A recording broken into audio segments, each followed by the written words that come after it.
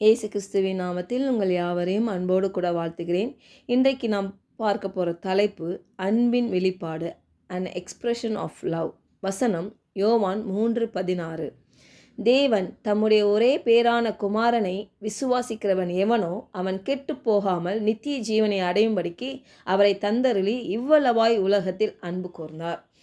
இந்த வசனம் எல்லாம் கேட்ட உடனே என்ன நினைப்பாங்கன்னா, நான் விசுவாசித்த உடனே ஆண்டவரை ஏற்றுக்கொண்டேன், நான் இனிமேட் மரித்தா நித்திய ஜீவன், அதுதான் பரலோகத்துக்கு நான் போயிடுவேன், அதுக்கு தான் இயேசு கிறிஸ்து இந்த பூமிக்கு வந்தார், சிலுவையில் அறையப்பட்டார், என்னுடைய பாவங்களையும் சாபங்களையும் நீக்கிவிட்டார், நான் பாவம் மன்னிப்பின் நிச்சயத்தை பெற்றுக்கொண்டேன், நான் பரலோகத்துக்கு போவதுக்கு எனக்கு ஸ்லாக்கியம் கிடைத்து விட்டது.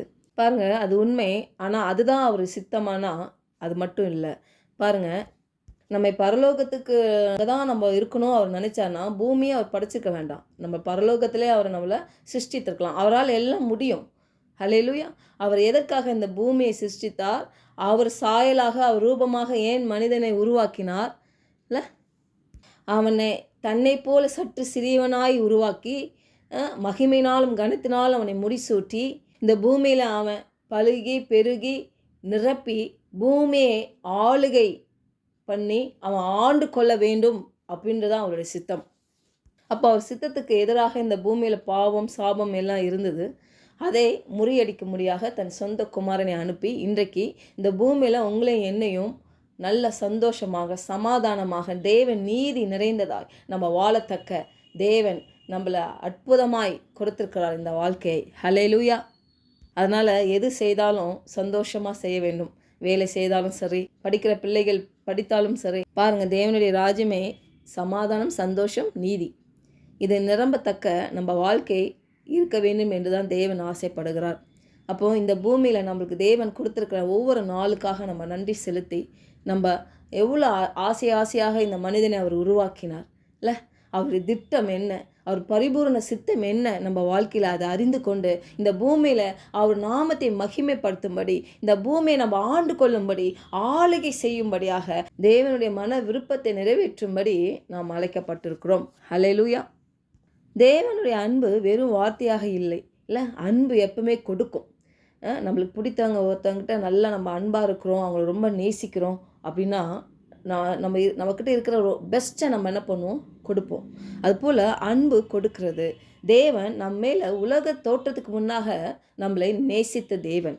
பாருங்கள், அவர் சொந்த குமாரனை நம்மளுக்கு கொடுத்து தன்னுடைய அன்பை வெளிப்படுத்தினார். பாருங்கள், பவுல் அழகாக சொல்லுகிறாரு, என் சூழ்நிலை நிமித்தமாக அந்த அன்பு என்னை விட்டு நீங்காது. ஏன்னா ரோமர் 8:36-39 நீங்கள் பார்த்தீங்கன்னா, கிறிஸ்துவின் அன்பை விட்டு என்னை பிரிப்பவன் யார்? உபத்திரவமோ, வியாகுலமோ, துன்பமோ, பசியோ, நிர்வாணமோ, நாச மோசமோ, பட்டயமோ, இவை எல்லாவற்றிலும் நான் நம்மில் அன்பு கூறுகிறாலே முற்றும் செய்யும் கொள்ளுகிறவர்களாக இருக்கிறோம். அப்போ எந்த சூழ்நிலையும் நம்ம சந்திக்கிற எந்த சூழ்நிலையும் தேவனுடைய அன்பை விட்டு நம்மை பிரிக்காது. எந்த சூழ்நிலையும் நம்மை பிரிக்காது. ஏன்னா அவருடைய அன்பு நம்மளை நிரப்பி கொண்டு இருக்கிறது. அவர் நம்மில் அன்பு கூறுகிறனால நம்ம முற்றிலும் ஜெயம் கொள்ளுகிறதா நம்ம இருக்கிறோமா? அப்போது என்னுடைய அடையாளம் என்ன? ஜெயம் கொள்ளுகிறது தான் என்னுடைய அடையாளம். யார் மூலியமா? தேவன் எனக்குள்ளாக இருக்கிறார், பரிசுத்த ஆவியான என்னோட இடைப்பட்டு கொண்டிருக்கிறார், என்னை வழி நடத்துகிறார். அவருடைய பலத்தினால நான் என்ன பண்ணுவேன்? வெற்றி சிறப்பேன். ஹல்லேலூயா. பாருங்கள், இன்றைக்கு நம்ம ஜெப வேலையில் ஏசு கிறிஸ்துக்கிட்ட நம்ம அதை வாங்கணும் இதை வாங்கணும்னு சொல்லி நம்ம ஜெபிக்கிறோம். ஆனால் பாருங்கள், தேவன் நமக்கு தம்முடைய குமாரனை கொடுத்துருக்கிறார். தன்னுடைய குமாரனில் எல்லாவற்றையும் வைத்து, நமக்கு தேவைகள் எல்லாவற்றையும் வைத்து நமக்கு ஒரு பரிசாக கொடுத்துருக்கிறார் இல்லை. அநேக வேளையில் பாவத்தை ரொம்ப பெருசாக பார்க்குறதுனால அந்த தேவ அன்பை பெருசாக பார்க்க முடியாமல் போகுது பாருங்கள். ஆனால் வசனம் சொல்லுது, இந்த பாவங்களெல்லாம் காட்டிலும் தேவனோட அன்பு பெரிதாக இருக்கிறது. ஹல்லேலூயா. பாருங்கள், நீங்கள் ஒருத்தவங்க மேலே ரொம்ப அன்பாக இருந்தீங்கன்னா உங்களுக்கு எதிரான காரியங்கள் செய்ய மாட்டீங்க இல்லை. அப்போ நம்ம தேவனுடைய அன்பை நம்ம புரிந்து கொள்ளலனால தான் இந்த பாவம்ன்ற பிரச்சனையில் சிக்கி கொண்டு இருக்கிறான் மனிதன் இல்லை. இந்த பாவத்தை நீக்கணும்னா தேவனுடைய அன்பை புரிந்து கொள்ளும் பொழுது, அவர் யார் என்று அறிந்து கொள்ளும் பொழுது பாருங்கள், அவன் அந்த பாவத்துக்கு விலக்கி அவன் பாவத்துக்கு மரித்து அந்த பாவத்துக்கு நீங்கி விடுதலையாக்குகிறவனாக இருக்கிறான். ஹல்லேலூயா. அப்போ பாருங்கள், கிறிஸ்துவுக்குள்ளே எல்லாம் நம்மளுக்கு கொடுக்கப்பட்டிருக்குது பரிசாக அப்படின்னா, அப்போ ஏன் என் வாழ்க்கையில் நிறைய பிரச்சனைகள் இல்லை, என்னால் நிறைய குழப்பம் இருக்குது, பலவீனம் இருக்குது, வேண்டிக் கொள்கிறதுக்கு பதில் இல்லாமல் இருக்குது. இந்த சூழ்நிலைகள்லாம் ஏன் என்னை போட்டு அழுத்தி கொண்டு இருக்குது? கிறிஸ்துவின் மூலமாக நான் எனக்கு எல்லாம் கொடுக்கப்பட்டது அப்படின்னா, என் வாழ்க்கையில் ஏன் எனக்கு இன்னும் போராட்டம் இருக்குது? நான் கேட்குறது ஏன் எனக்கு கிடைக்கல? அதுக்கு ஒரே ஒரு பதில், அறியாமை. வசனம் எபேசியர் 4:18, அவர்கள் புத்தியில் அந்தகாரப்பட்டு தங்கள் இருதய கடினத்தினால் தங்களில் இருக்கும் அறியாமையினாலே தேவனுடைய ஜீவனுக்கு அந்நியராயிருந்து. பாருங்க, இந்த எதிரி உங்கள் புரிதலை இருளாக்கவும் தேவனுடைய ஜீவனிலிருந்து உங்களை பிரிக்கவும் தான் அவன் விரும்புகிறான். இயேசு கிறிஸ்து உங்களை ரட்சித்த போது நீங்கள் அவருடைய ஜீவனில் பங்கு பெறுகிறீர்கள் இல்லை? அந்த ஜீவன் நமக்கு கொடுக்கப்பட்டிருக்குது பாருங்க. ஆனால் நம்ம அந்த ஜீவனில் பங்கு பெறாததுனால தான் இந்த புரிதல் இருளாக்கப்பட்டிருக்கிறது. எப்போது பார்த்தீங்கன்னா, நான் ஒரு பாவி, நான் ஒரு புழு, நான் ஒரு பூச்சி, நான் சரியில்லை, இப்படியே பேசிகிட்டு இருக்கிற வரைக்கும் வாழ்க்கையில் எந்த மாற்றமும் நடக்க போகிறதில்ல. பாருங்கள், வீடுகளில் நிறைய குப்பை இருக்கும்பொழுது என்ன பண்ணுவோம்? தூக்கி எல்லாம் ஓரம் கட்டி அதை க்ளீன் பண்ணுவோம் பாருங்கள். அந்த குப்பை நீங்கினதுக்கப்புறம் தான் அந்த வீடு வீடாக இருக்கும் இல்லை? அப்போ நம்ம இருதயம், நம்ம சிந்தனைகளில் இவ்வளோ அழுக்குகள், குப்பைகளை வைத்து நம்மளே குறித்து யோசித்து அந்த புத்தி அந்தகாரப்பட்டு இருக்கிற வரைக்கும் பாருங்கள், அந்த அறியாமையில் இருக்கிற வரைக்கும், தேவ சத்தியத்தை அறிந்து கொள்ளாத வரைக்கும் நம்ம வாழ்க்கையில் எதுவுமே மாறப்போகிறது இல்லை. இப்போ நம்ம வாழ்க்கையில் நம்ம சந்திக்கிற காரியங்கள், சூழ்நிலைகள், பிரச்சனைகள், போராட்டங்கள் மாறுவதற்கு பாருங்கள், நம்ம புத்தி தெளிவடைய வேண்டும். ஹல்லேலூயா. முதல்ல நான் பாவி இல்லை, நான் தேவனுடைய மகள் இல்லை?